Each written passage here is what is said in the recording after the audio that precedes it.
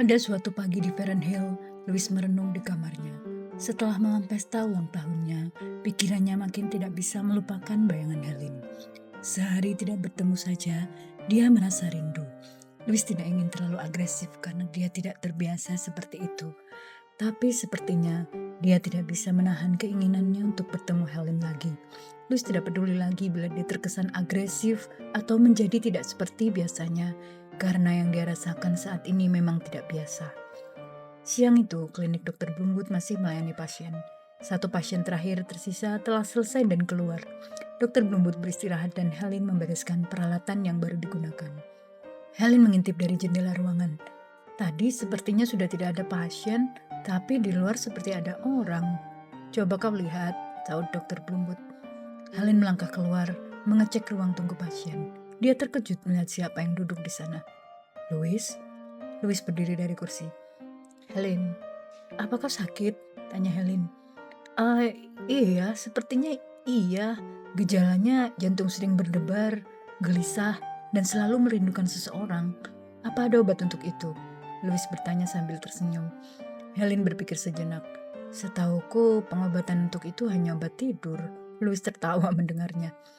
Ada apa? Tanya Helen. Maaf kalau aku mengganggu pekerjaanmu. Oh, tidak. Sudah tidak ada pasien. Aku hanya ingin menemuimu dan menanyakan lagi yang kubicarakan di pesta waktu itu. Helen berusaha mengingat. Untuk pergi ke Wellmont, Louis menyela. Oh, hal itu. Helen terlihat ragu harus menjawab apa. Bukankah besok seharusnya kau libur? Ternyata Isaac Bloomwood berdiri di belakang Helen saat Louis menanyakan hal itu. Dan dia sedikit mendengar obrolan mereka. Iya, besok dia libur, setelah Isaac. Selamat siang, Dr. Bloomwood, sapa Louis. Aku sudah bilang sebaiknya Helen lebih sering berjalan-jalan keliling Moldena. Dia bahkan baru tahu di mana Veron Hill setelah pesta kemarin. Isaac menyela sambil tertawa. Helen berasa tidak berkutik dan tidak punya alasan untuk menolak. Baiklah, besok kalau begitu. Baik, aku akan menjemputmu besok pagi. Lalu Louis berpamitan pada Isaac dan pergi. Setelah itu Helen kembali ke rumah dan masuk ke kamarnya. Helen duduk merenung. Dia sendiri bingung dengan suasana hatinya. Dia teringat saat itu berpikir untuk mencoba membuka hati pada pria lain agar lebih mudah melupakan Edward. Tapi tidak mengira akan secepat ini. Dia sudah berusaha untuk tidak berpikir jauh atas perhatian yang ditujukan Louis. Namun semakin hari, semakin jelas terlihat Louis menyukainya, dan Helen menjadi takut. Pria seperti Louis akan dengan mudah menaklukkan wanita. Dan seandainya aku jatuh hati padanya, akan ada drama berikutnya. Entah dia hanya bersenang-senang lalu bosan, atau keluarganya akan menentangku dan hatiku hancur kembali. Helen berpikir dan membayangkan apa yang mungkin terjadi. Meskipun Jack sudah menjelaskan bahwa Louis tidak ada hubungan dengan Laura, namun bukan berarti semua akan mudah. Helen menjadi gusar, hatinya masih trauma. Mungkin sebaiknya aku pulang ke Middlesex saja dan menerima lamaran Dr. Andrew Scott bila dia melamarku seperti kata Erika. Pikiran Helen seolah putus asa. Karena sudah terlanjur mengiyakan untuk pergi, keesokan paginya Helen pun bersiap untuk pergi berkuda ke tempat yang disebutkan Louis. Sebagai petualang sebenarnya Helen bersemangat untuk melihat tempat baru yang alami, indah, dan merasakan pengalaman baru. Helen bertekad hari itu hanya ingin menikmati perjalanan dan pemandangan saja. Tidak akan terpengaruh dengan sikap Louis yang selalu manis dan romantis. Dia akan menjaga hatinya. Kali ini tidak ada orang lain yang biasa mengawal Louis pergi. Mereka hanya berkuda berdua. Sepertinya aku bahkan tidak pernah melewati jalanan ini, ucap Helen saat mulai sampai di sisi timur dari perbatasan kota Moldena menuju kawasan pedesaan. Daerah timur karena kondisi alamnya yang berbukit seperti ini jarang ditinggali warga. Mungkin Dr. Bloomwood tidak mengajakmu bertugas lapangan di sini karena penduduknya tidak banyak, Louis menjelaskan. Lalu bagaimana dengan penduduk yang ada? Kalau mereka sakit atau perlu perawatan? Kurasa mereka terpaksa bepergian ke kota. Aku juga sudah pernah menyampaikan hal ini pada ayahku. Perlu inisiatif baru agar kawasan ini berkembang dan lebih banyak fasilitas yang dibangun. Helen mengangguk. Matanya memandang sekeliling melihat pepohonan hijau dan bunga-bunga liar yang menyejukkan mata. Padahal alam di sini sangat indah ya, ucap Helen. Tunggu sampai kau tiba di balik deretan pepohonan oak ini. ada yang lebih indah. Kita bisa melihat pemandangan sebagian Moldena dari sana nanti. Lalu sampailah mereka ke suatu titik yang letaknya cukup tinggi dan tidak terhalang pepohonan. Pandangan luas hanya dibatasi cakrawala di kejauhan. Pusat kota Moldena terlihat seperti satu titik kecil di bawah cakrawala itu. Di bawah mereka, dalam jarak yang lebih dekat, terlihat pepohonan berwarna-warni dengan tajuk yang rimbun menaungi kehidupan di bawahnya. Air terjun nampak di kejauhan di antara perbukitan yang membentengi sisinya. Tepat di bawah mereka ada sebuah sungai kecil dengan air yang sangat jernih dan suara gemericik merdu. Bunga-bunga liar berwarna kuning, ungu, putih terhampar di sepanjang tepi sungai itu. Wow, ini cantik sekali, Helen setengah berteriak dengan decak kagum. Senyum tersungging di bibirnya, wajahnya tampak sangat bahagia saat melempar pandangan sampai batas cakrawala. Iya, cantik sekali, jawab Louis, tapi pandangannya terarah ke wajah Helen. Helen pura-pura tidak memperhatikan Louis. Dia turun dari kudanya, lalu melangkah mendekati sungai. Setelah berada di tepi sungai, dia melangkah perlahan dengan mengangkat sedikit gaunnya dan masuk ke dalam air, lalu mencelupkan tangannya ke air sungai. Airnya sangat dingin dan segar, lalu dia mencuci kedua tangannya di air itu. Louis ikut turun dari kudanya lalu masuk ke air, berdiri di samping Helen. Kau ingin tahu wajah wanita tercantik yang pernah kulihat? Ucap Louis.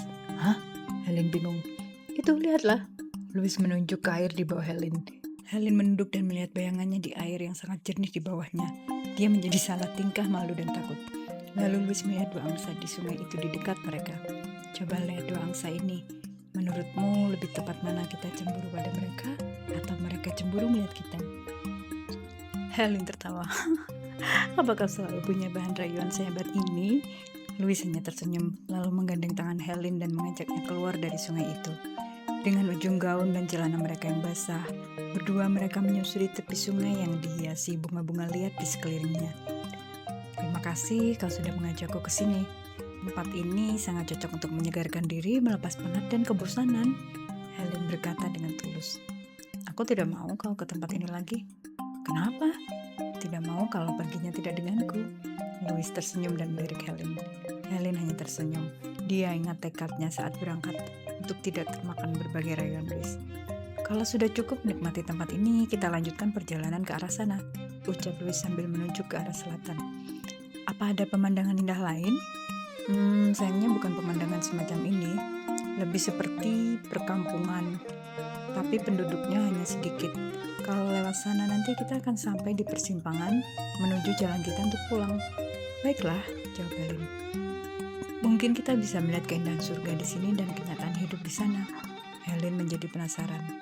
Lalu tibalah mereka di perkampungan yang situasinya sangat berbeda dengan tepian sungai yang baru didatangi. Suasananya lebih suram, gelap, terdapat beberapa rumah kecil yang kusam. Hanya terlihat kandang kuda dan tumpukan jerami di beberapa rumah. Tidak terlihat banyak orang di perkampungan itu. Kenapa berbeda sekali dengan tepi sungai tadi? Helen bertanya dengan nada haru. Aku pernah mencoba bertanya pada warga di sini. Meskipun terlihat menyedihkan seperti ini, tapi mereka bahagia. Mereka ikut menjaga daerah sungai tadi agar tetap alami, tidak merusak alam. Pepohonan hanya memanfaatkan seperlunya saja, Louis menjelaskan. Mereka seperti pahlawan penyelamat lingkungan ya, ujar Helen. Dalam hati, Helen mengagumi Louis yang mau berjibaku menuju tempat sejauh ini dan menemui warga tidak mampu. Dia selalu mengira Louis seperti kebanyakan pria elit di Moldena, hanya suka berpesta dan bermewah-mewahan. Dalam berbagai sisi, dia mirip Edward. Helen langsung mencoba mengalihkan pikirannya saat terlintas satu nama itu di benaknya. Apa pekerjaan mereka kebanyakan? Tak ada pekerjaan formal. Mereka hanya beternak, bertani di ladang yang ada, atau memungut hasil hutan. Apapun sekedar bisa makan. Apa anak-anaknya bisa belajar pengetahuan? Aku kurang tahu hal itu. Mungkin mereka belajar sendiri. Bisa menjadi perambahasan di forum dewan nanti, Louis menjadi berpikir. Saat mereka berbincang sambil menunggang kuda, di kejauhan terlihat seorang pria memacu kuda yang menarik sebuah gerobak berusaha lebih cepat dengan wajah panik dan kebingungan. Ada apa dengan pria itu? Seru Helen. Coba kita lihat. Louis langsung memacu kudanya. Lalu mereka berdua berada cukup dekat dengan pria tadi. Tuan, apa ada masalah? Louis setengah berteriak agar pria itu mendengarnya. Pria itu tidak menjawab, hanya menunjuk ke gerobaknya sambil terus berusaha memacu kudanya yang seperti sudah tidak punya daya lagi untuk berlari lebih cepat dengan beban yang ditariknya. Helen melihat ada tubuh seorang wanita di dalam gerobak itu, tapi tidak terlihat jelas keadaannya. "Tuan, apakah bisa berhenti sebentar atau melambat?" Helen ikut berteriak. "Kami ingin membantu." Lalu kuda pun melambat dan dengan terengah-engah pria itu menjawab, "Istriku mau melahirkan. Aku harus segera sampai di kota." "Tolong berhentilah Tuan, biarkan aku melihatnya," seru Helen. Akhirnya pria itu berhenti. Helen melihat wanita di gerobak itu tengah merintih menahan sakit. Dia turun dari kudanya dan mendekat ke gerobak. "Dia seorang bidan, biarkan dia memeriksanya," ucap Louis ke suami wanita itu. "Tuan, waktunya sudah dekat, sudah tidak memungkinkan untuk membawanya ke kota. Apakah bisa membantunya?" ucap pria itu setengah memohon dan panik. Helen menoleh sekeliling. "Iya, mau tidak mau kita harus melakukan penanganan kelahiran di sini. Coba kau bawa dia ke bawah pohon itu." Lalu mereka menuju bawah pohon besar dengan tumpukan jerami di bawahnya dan membaringkan wanita itu. "Tuan, aku Mike dan istriku Ellie. Mike, tolong carikan kain bersih ke rumah warga dan alat pemotong, gunting atau pisau." Lalu pria itu berlari. "Apa yang bisa kubantu Helen? Katakan," ucap Louis yang ikut sedikit panik. "Aku perlu air panas. Apakah bisa membuat api dan merebus air?" Louis sedikit kebingungan menoleh sekeliling. "Baik, aku akan usahakan." Lalu Helen mendekati wanita itu dan memastikan kondisinya. "Tahanlah Nyonya, sebentar lagi kau akan segera melahirkan." Wanita itu merintih. Helen meraba perutnya. Wajahnya sedikit terkejut. Sepertinya posisinya terbalik. Helen panik namun berusaha tetap tenang. Mike tiba dengan kain dan peralatan yang diperlukan. "Mike, sepertinya posisinya terbalik. Ini akan memakan waktu lebih lama dan mungkin dia akan merasa lebih sakit. Kau temani dia selama menahan ini ya. Tahan posisi kepalanya. Aku akan berusaha memperbaiki posisi bayinya." Akhirnya, Louis berhasil membuat api dan mendidihkan air. Sesuatu yang tidak pernah dilakukan sebelumnya, tapi dia membaca caranya di buku. Saat kembali ke bawah pohon, Louis melihat Helen berjongkok di samping Ellie. Tangannya menangani sekitar perut Ellie yang sedang menahan rasa sakit. Louis merasa sangat khawatir dengan keadaan itu. "Ini airnya. Apalagi yang bisa kulakukan?" "Bersihkan alat-alat yang dibawa Mike dengan air itu," Helen menjawab sambil terus berfokus pada bagian persalinan Ellie. Louis melakukan apa yang diminta Helen. "Sebaiknya kau menjauh, jangan melihat ini. Bila aku perlu nanti kupanggil," dia perintahkan Louis untuk menjauh. Mike masih menahan dan menjadi bantahan istrinya dengan perasaan panik dan sangat khawatir. "Apa mereka akan selamat? Kita harus berusaha," jawab Helen. "Berdoalah." Sampai waktu yang cukup lama, belum terdapat tanda persalinan selesai. Louis yang melihat dari kejauhan merasa sangat khawatir. Dan selama itu, Helen mempertahankan posisi duduk setengah berjongkok di samping Ellie. "Dia pasti sangat lelah. Andai aku bisa menggantikannya," batin Louis. Setelah sejam lebih, akhirnya posisi bayi itu bisa diperbaiki dan Helen mengawal proses keluarnya bayi itu. Ellie merintih kesakitan. Helen memintanya untuk terus berusaha mendorong. Louis yang berada cukup jauh bisa mendengar teriakan Ellie. Dia merasa merinding. Setelah beberapa lama, akhirnya persalinan pun berhasil.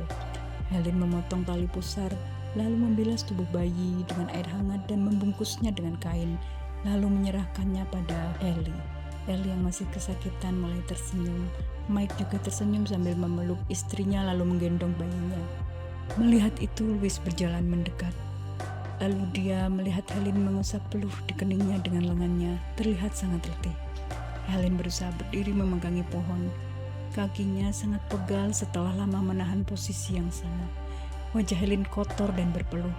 Rambut yang tadinya tergerai indah menjadi acak-acakan dan basah terkena keringat. Gaunnya kotor dan sebagian terkena noda darah. Dalam penampilan Helen yang jauh dari kesan seorang lady itu, saat itu juga Louis justru merasa sedang menatap malaikat, bidadari, dan wanita tercantik yang pernah dia lihat. Helen berjalan tertatih dari pohon. Badannya begitu lemas seperti akan jatuh. Louis segera meraih tubuhnya agar tidak terjatuh.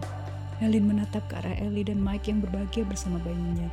Rasanya segala jerih payah yang dia lakukan terbayar dengan kelahiran itu dalam kondisi semuanya selamat. Senyuman bahagia mengembang dari wajah Helen. Louis menatap Helen yang sedang berada dalam dekapannya. Helen menyandarkan kepalanya yang lelah ke lengan Louis. Detik itu juga, Louis merasa yakin dengan perasaannya, dan dia tidak ingin melepaskan Helen. Sambil memeluk Helen dari belakang, Louis berbisik di telinganya, "Aku mencintaimu." Helen terkejut, tapi karena sakit lelah, wajahnya tidak bisa berekspresi. Untuk beberapa saat, Helen hanya ingin memulihkan tenaganya. Dia biarkan tubuhnya dalam pelukan Louis. Louis menahan nafas dan detak jantungnya yang berdegup kencang. Dia ciumi rambut Helen. Helen juga merasakan debaran jantungnya, tapi berusaha menahan diri agar hal itu tidak berlanjut. "Aku sangat lelah, sebaiknya kita pulang," ucap Helen. "Baiklah." Mike mengejar mereka saat menaiki kudanya dan mengucap terima kasih. Keduanya tersenyum, lalu Louis memberikan beberapa uang pada Mike. "Hadiah untuk bayi yang baru lahir," ucap Louis. "Ah, aku tidak bisa menerimanya, Tuan. Kalian sudah sangat baik dan membantu kami." "Sudahlah. Terima kasih, Tuan dan Nona." Mike memandang dan mengucap sepenuh hati pada Helen. Lalu mereka berdua pergi melanjutkan perjalanan. Tubuh Helen masih terhuyung di atas kuda. "Sepertinya kau masih sangat lelah. Kau tidak akan kuat menunggang sendiri." Helen tidak bisa menjawab, seperti terlalu lemah untuk berkata-kata. "Biarkan aku menyanggamu, setidaknya sampai perbatasan kota." Helen hanya mengangguk. Lalu Louis berpindah ke atas kuda yang dinaiki Helen. Dia menjadi sandaran tubuhnya. Mereka pun melanjutkan perjalanan. Perasaan Louis hari itu sangat bahagia, sulit dilukiskan dengan kata-kata. Brenda Butler, seorang janda yang memperoleh harta warisan cukup besar dari suaminya saat meninggal. Dia menikah dengan seorang duda yang termasuk dalam kalangan elit di Modena, berusia 15 tahun di atasnya. Dia sendiri sebenarnya dari kalangan keluarga biasa. Namun gaya hidup dan mimpinya yang tinggi membuat dia semasa remaja selalu berusaha untuk mendapatkan suami dari kalangan atas agar dapat meraih segala impiannya. Setelah suaminya meninggal, dia dengan mudah melanjutkan kehidupan di sela kegiatan bersenang-senang dengan para pria yang diinginkannya. Dan setelah mengenal Jack Brown, dia menjadi berpikir lebih serius. Tadinya hanya ingin bersenang-senang, namun akhirnya dia jatuh cinta pada Jack. Nicole, kakak perempuan Jack, selalu membantunya untuk tetap dekat dengan Jack. Dan sebagai imbalan, Brenda sering menyertakan Nicole dalam kegiatan sosialitanya. Dengan pengaruh pergaulan Brenda yang luas, meskipun tidak mengenal Mary secara langsung, akhirnya dia berhasil membuat janji pertemuan dengan Mary di klub Gardenia. Hari itu Brenda dan Nicole sudah menanti Mary di klub Gardenia untuk minum teh bersama. Brenda seperti biasa tampil sangat modis dalam gaun hijaunya. Nicole juga berusaha mengenakan gaun berkelas yang sesuai untuk dipakai di klub Gardenia. "Aku penasaran apa yang ingin kau sampaikan pada Mary," ujar Brenda pada Nicole. "Lihat saja, ini pasti akan membuat Mary terkejut. Mungkin sedih, tapi lebih baik dia tahu yang sebenarnya," jawab Nicole. Brenda tertawa. "Jadi kau di sini mau menjadi pahlawan yang mengungkap kebenaran?" "Kebenaran yang akan menguntungkan kita," jawab Nicole sambil tersenyum sinis. Lalu mereka berdua tertawa riang. Setelah menunggu beberapa menit, akhirnya Mary pun datang. Dia tampil anggun dengan gaun kuning dan topi bunga. Seorang Mary Howard selalu membuat banyak wanita iri dengan hidupnya. "Selamat sore Mary, kau cantik sekali," sambut Brenda. "Ini Nicole Brown, temanku." "Selamat sore Brenda." "Hai Nicole, apa kau saudaranya Jack Brown?" sapa Mary ramah. "Iya, aku kakaknya," jawab Nicole senyum. Setelah beberapa obrolan basa-basi pembuka yang merupakan keahlian Brenda, akhirnya Mary bertanya, "Ada apa? Katanya kalian punya informasi yang perlu disampaikan." "Sebetulnya aku sedikit bingung," ujar Mary. "Sebetulnya Nicole yang punya informasi, aku sendiri belum tahu apa," ucap Brenda. "Maaf Mary, rasanya aku perlu menyampaikan ini agar kau lebih waspada dengan bahaya yang mungkin ada di dekatmu," ucap Nicole. "Hah? Bahaya apa?" Mary merasa heran dan terkejut. "Tenang, aku mungkin hanya mengistilahkan suatu kemungkinan yang tidak kau inginkan." "Katakan saja, apa maksudnya? Kau tahu, dulu Edward bersama Jack pernah menjadi relawan di Essex kan?" "Iya, sudah lama, beberapa tahun lalu." "Apa kau juga tahu bahwa sepupumu Helen juga pernah menjadi perawat di sana?" "Maksudmu di Essex?" Mary menanggapi dengan pikiran mulai penuh kecemasan dan terkejut. "Aku tidak pernah tahu." Berarti dia tidak terbuka padamu ya?" tanya Nicole. "Ceritakan saja, apa maksud semua ini?" Mary mulai tidak sabar. "Helen pernah menjadi perawat di Essex saat Edward dan Jack menjadi relawan di sana. Mereka sudah saling kenal sejak itu." Mary terkejut. Wajahnya mulai menunjukkan kekhawatiran. Kenapa dia tidak pernah bercerita padaku? Yang ku tahu mereka baru kenal saat ku perkenalkan di pesta pertunanganku. Bagaimana reaksi mereka saat kau perkenalkan waktu itu? Tanya Nicole. Brenda yang ada di sampingnya juga menunjukkan rasa terkejut dengan informasi itu. Mary berusaha mengingat. Aku tidak ingat, aku tidak melihatnya. Mungkin aku sedang berbicara dengan orang lain. Sepertinya saudara sepupumu itu lalu menghilang. Aku ingat karena ada beberapa orang yang penasaran ingin melihatnya, tapi dia tidak ada lagi, Brenda menimpali. Mary mulai teringat. Setelah itu, Edward juga tidak terlihat. Lalu dia bilang merasa sakit kepala hingga melewatkan sesi dansa di pesta pertunangannya. Apa maksudmu? Apa maksud semua ini?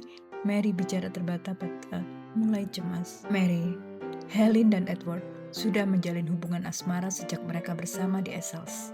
Jelas Nicole. Tangan Mary bergetar hampir menyentuh dan menjatuhkan cangkir teh yang ada di depannya. Tatapannya kosong dan wajahnya memerah. Brenda pun menutupkan tangan ke mulutnya yang terbuka. Dia merasa terkejut. Apa maksudmu? Bagaimana kau tahu semua ini? Apa Jack memberitahumu? Kenapa dia tidak pernah mengatakan padaku? Mary bicara penuh kegusaran dan hampir menangis. Jack tidak bermaksud memberitahuku sejak awal. Tapi karena satu hal aku jadi tahu. Mary berusaha menenangkan dirinya. Dia sandarkan punggung ke kursinya. Rasa penasaran masih mengalahkan emosi yang sudah menggumpal di dadanya. Dia ingin Nicole melanjutkan ceritanya. Bagaimana bisa? Ucap Mary. Aku yang memusnahkan semua surat-surat Helen untuk Edward.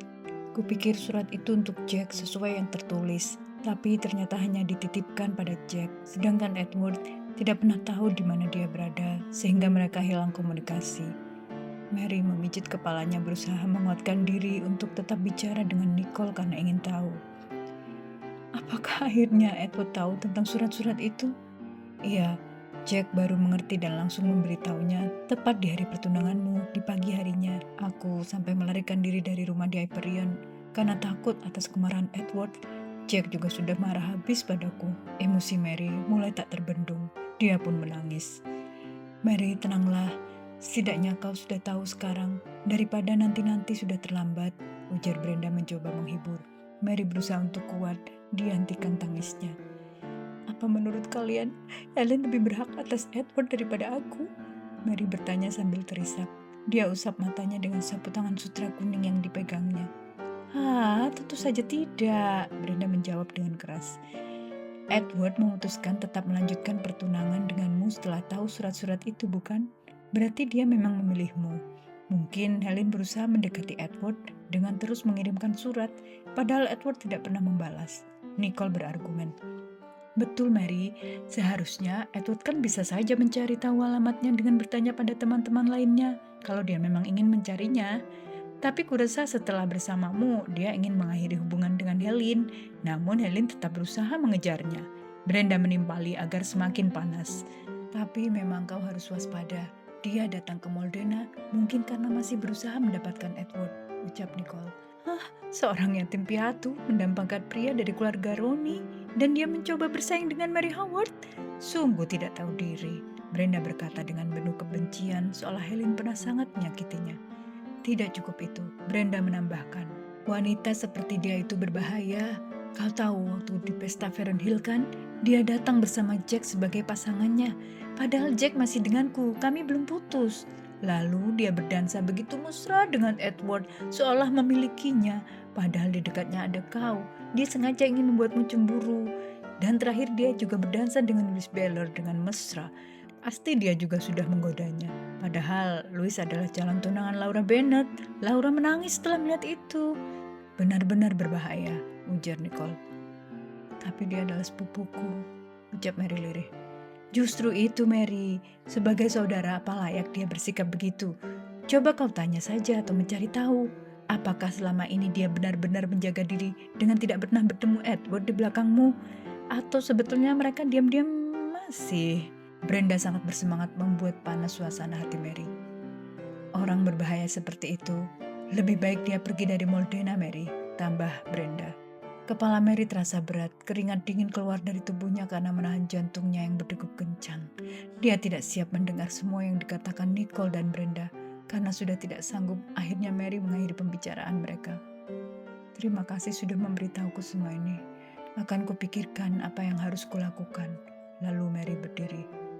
Kau harus menyingkirkannya, Nicole mengakhiri dengan keyakinan.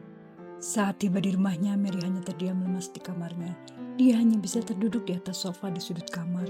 Dia tidak pernah sanggup membayangkan Edward bersama wanita lain. Benarkah semua yang dikatakan Nicole tadi? Aku baru mengenalnya. Apakah dia bisa dipercaya? Batin Mary. Lalu Mary berusaha mengingat kembali berbagai hal yang telah terjadi dan berkontemplasi atas kenyataan yang ada. Dia menyadari Edward tidak seperti selayaknya pria yang benar-benar mencintai sepenuh hati padanya. Seringkali dia yang harus berinisiatif melakukan berbagai hal untuk membuat hubungan mereka terasa indah. Edward memang tidak menolak, tapi dia pasif. Mary juga tidak ingat Edward pernah mengatakan secara jelas bahwa dia mencintai dirinya. Selama ini, Mary hanya beranggapan begitu karena sikapnya yang terbuka pada Mary.